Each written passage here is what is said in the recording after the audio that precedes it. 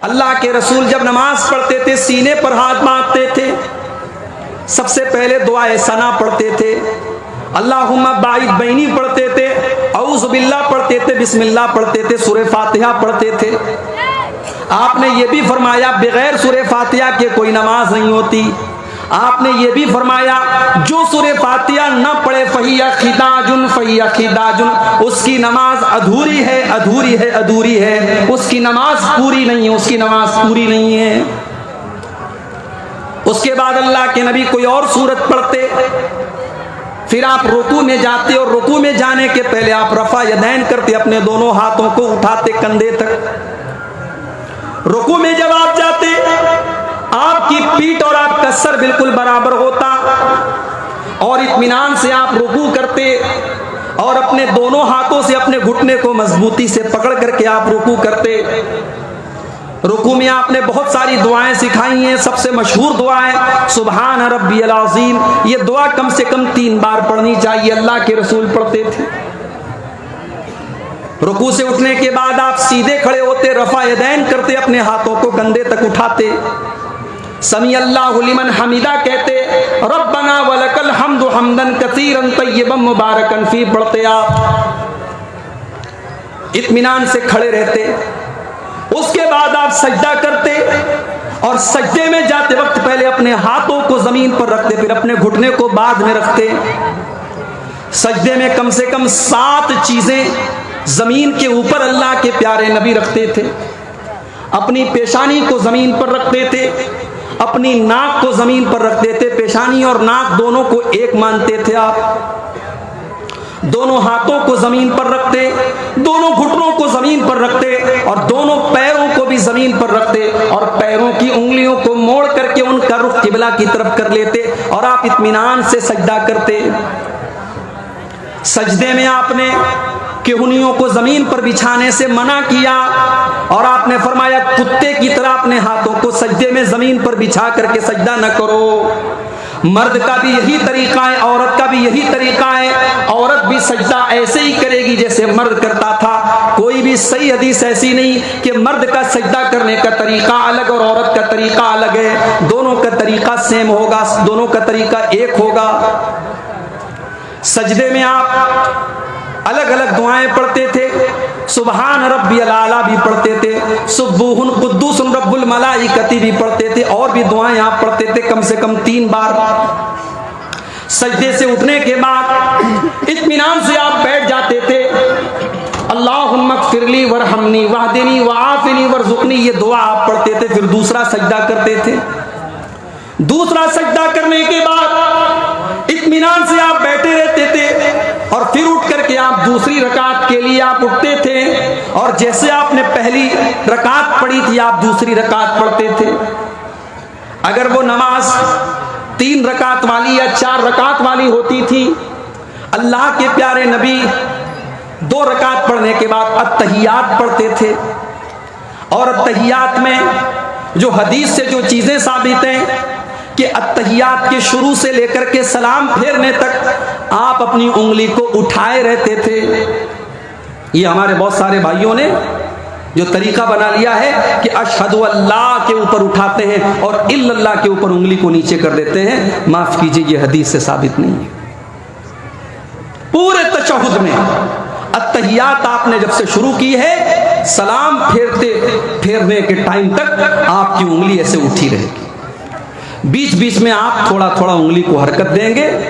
जब दरूद शरीफ पढ़ेंगे तब आप हरकत देंगे, दरूद शरीफ के बाद की दुआएं जब आप पढ़ेंगे तब आप हरकत देंगे। ये हरकत देना भी अल्लाह के रसूल सल्लल्लाहु अलैहि वसल्लम से साबित है। तीसरी रकात के लिए जब आप खड़े होते तो आप रफा यदैन करके अपने हाथों को सीने पर बांध लेते। तीसरी और चौथी रकात में आप सूरह फातिहा पढ़ते थे, कभी कभी कोई और सूरत भी पढ़ लेते थे, लेकिन आमतौर से सिर्फ सूरह फातिहा पढ़ते थे। और जब आप नमाज के आखिरी तशहुद में बैठते थे तो अपने बाएं पैर को आप दाहिने पैर के नीचे से निकाल के अपनी कमर के बल बैठा करते थे और अत्तहियात पढ़ते थे। अत्तहियात के बाद दरूद शरीफ पढ़ते थे।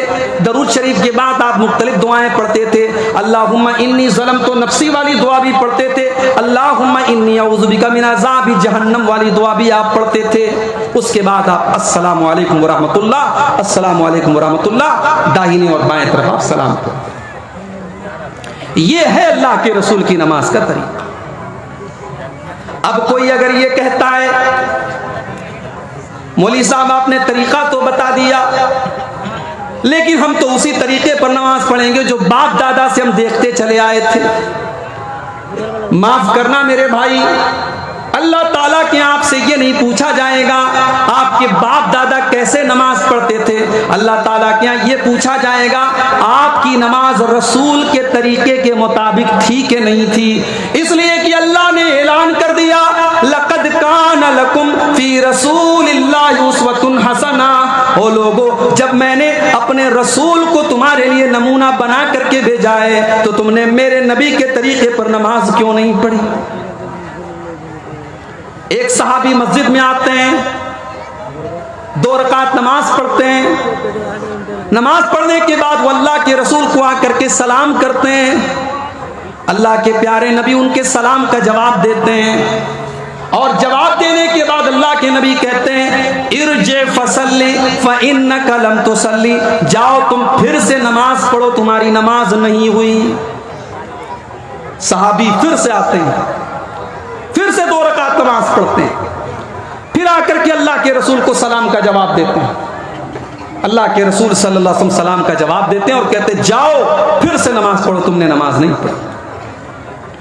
जब 3 बार ऐसा हो जाता है, सहाबी अल्लाह के नबी से कहते हैं कि अल्लाह के नबी आप ही बता दीजिए कि नमाज कैसे पढ़ी जाए।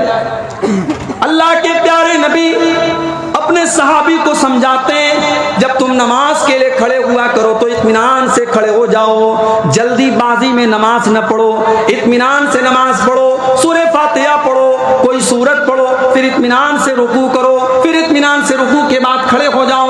तुम्हारी नमाज में सुकून होना चाहिए, इत्मीनान होना चाहिए। जल्दबाजी वाली नमाज अगर तुमने पढ़ी तो तुम्हारी नमाज अल्लाह ताला क्या मानी नहीं जाएगी।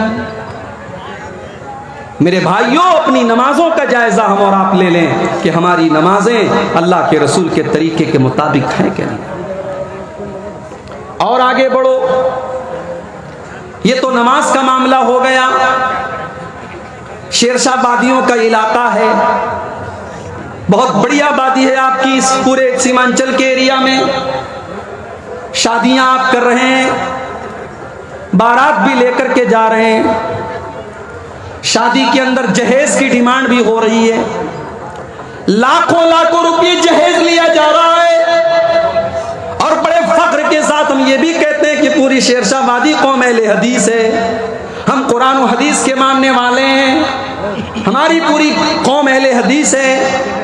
मेरे प्यारे भाइयों, अहले हदीस होने का दावा करना ये अलग बात है और उस पर अमल करके दिखाना ये अलग बात है। अगर हम अपने आप को अहले हदीस मानते हैं और कुरान और हदीस पर चलने वाला अपने आप को कहते हैं तो फिर कुरान की ये आयत हम शादी ब्याह में क्यों नहीं पढ़ते और कुरान की इस आयत को अपने शादी ब्याह पर क्यों फिट नहीं करते। लक़द काना लकुम फी रसूलिल्लाहि उस्वतुन हसना। ओ लोगो, मेरा नबी तुम्हारे लिए नमूना है, मेरा नबी नमाज में भी तुम्हारे लिए नमूना है, मेरा नबी शादी ब्याह में भी तुम्हारे लिए नमूना है। हर साल जहेज के ऊपर तकरीरें हो रही हैं मगर कोई फर्क नहीं हो रहा है। गरीब बाप बेचारा लड़की की शादी कैसे करे, समाज में कोई समझने वाला नहीं है।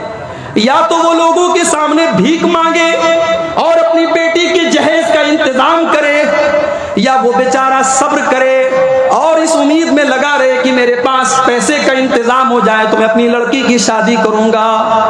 30-30 साल की गरीब लड़की आज जवानी की दहलीज को पार कर रही है। आज गरीबों की लड़कियां अपनी इज्जत और आबरू की हदों को क्रॉस कर रही हैं, अपनी इज्जत और आबरू की लिमिट को क्रॉस कर रही हैं। मेरे प्यारे भाइयों, अगर वो गरीब की बेटी के कदम अगर बहक गए, मुझे बताओ उसका जिम्मेदार कौन होगा।